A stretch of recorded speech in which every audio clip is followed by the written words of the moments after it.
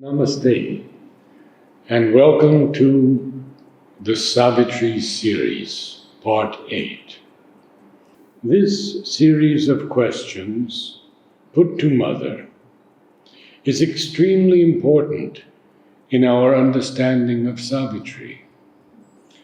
Read slowly and with great devotion, and you will be transported into the higher realms of existence and understanding through her words.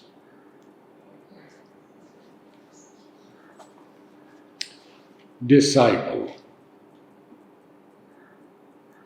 In Savitri, the Mother of Sorrows says, "Perhaps when the world sinks into a last sleep, I too may sleep in dumb, eternal peace." Mother. That is the human consciousness. It is the human consciousness. It is the idea of the human consciousness that when all suffering will be over, well, I shall sleep. It is indeed of this that Sri Aurobindo speaks.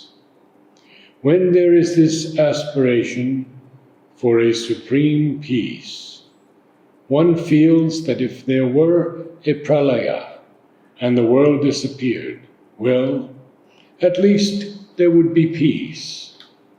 But the phrase itself is self-contradictory. For if there were a pralaya, there would be no more peace to be felt. There would be nothing at all any longer. But this is just one of the contradictions of the human consciousness.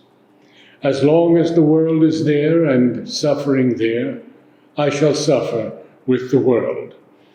But if ever the world enters into peace, disappears in the peace of non-being, then I too shall rest. It is a poetic way of saying that as long as misery is there in the world, I shall suffer with the world. Only when it ceases to be there, it shall cease for me also. Question. Then what will the Mother of Sorrows do? Mother. What else can she do? She will be the Mother of Delight. Question. Savitri represents the Mother's consciousness, doesn't she? Yes.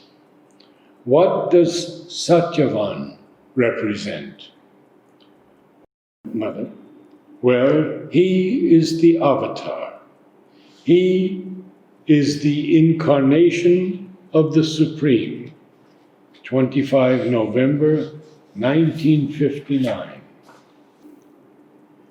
There is a difference between immortality and the deathless state.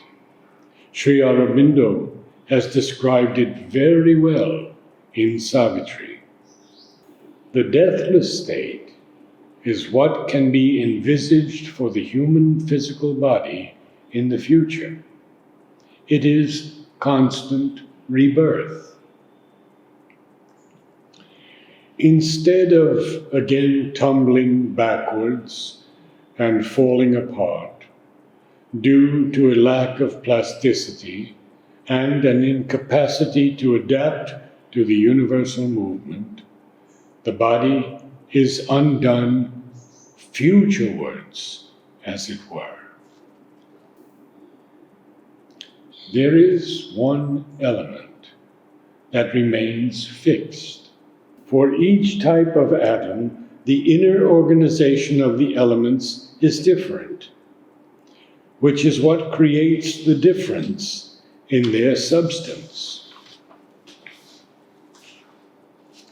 So perhaps similarly, each individual has a different particular way of organizing the cells of his body.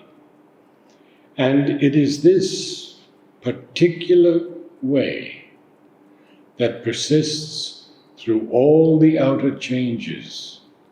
All the rest is undone and redone, but undone in a forward thrust towards the new, instead of collapsing backwards into death, and redone in a constant aspiration to follow the progressive movement of the divine truth. But for that, the body consciousness, must first learn to widen itself. It is indispensable, for otherwise all the cells become a kind of boiling porridge under the pressure of the supramental light. What usually happens is that when the body reaches its maximum intensity of aspiration or of ecstasy of love, it is unable to contain it. It becomes flat, motionless. It falls back. Things settle down. You are enriched with a new vibration. But then everything resumes its course.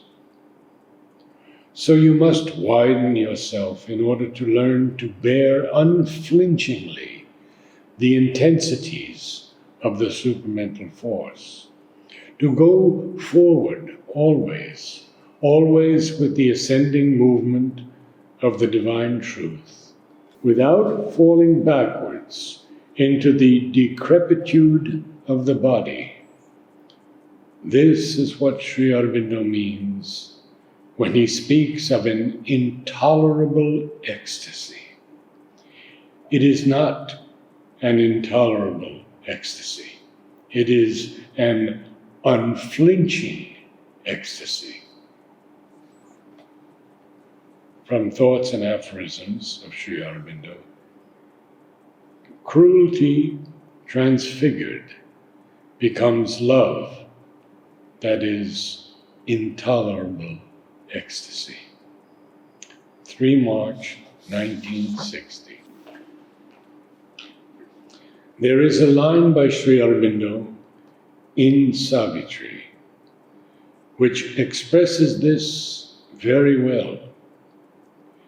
To annul oneself so that only the Supreme Lord may be. And there are many, many experiences like this.